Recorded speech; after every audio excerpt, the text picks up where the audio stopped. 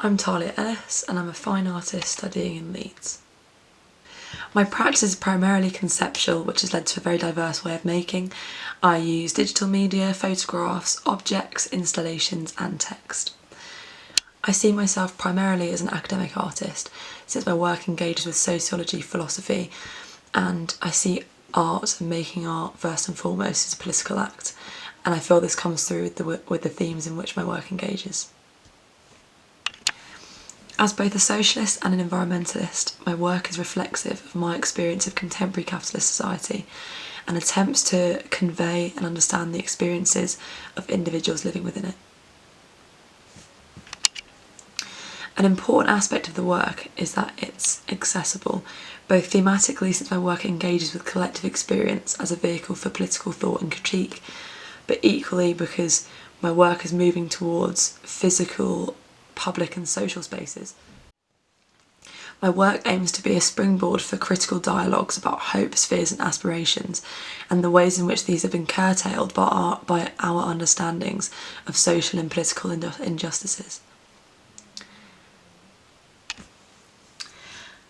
This year my work's been really interested in how art can be moved into public spaces and the ways in which this changes the way people engage with art and what happens as a result of that engagement, how that changes that person's day who stumbled upon that object, or how that piece of text influences what someone thinks about for the next hour.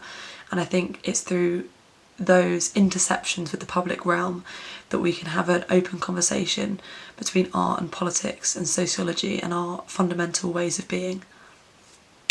This year in particular, due to the climate crisis and the fear and anxiety that it's set in my generation and everyone else currently living in contemporary society. And I think I found it interesting looking into the ways in which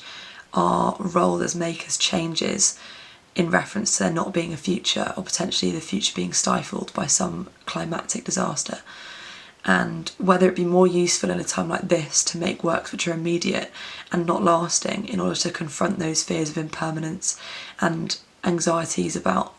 time and legacy that are embedded with our need for continuation of our lives, and perhaps in confronting work that is not lasting and that decays over time and losing ownership over the things that I've made in the same way I can confront my fears about mortality as a whole. This brings me to my infatuation with the golden record. It's been a massive part of my practice this year and will continue to be a massive influence over the way in which I make art and the role I think art has as a form of archiving society for the future. I came across the golden record, and for anyone who doesn't know what it is, it's a gold-plated vinyl record that was sent into space in the 80s aboard the Voyager. NASA created this record as a means to archive humanity in images, sounds and music, so that if an alien or extraterrestrial life was to ever come across the Voyager, they'd have a means of knowing what humans were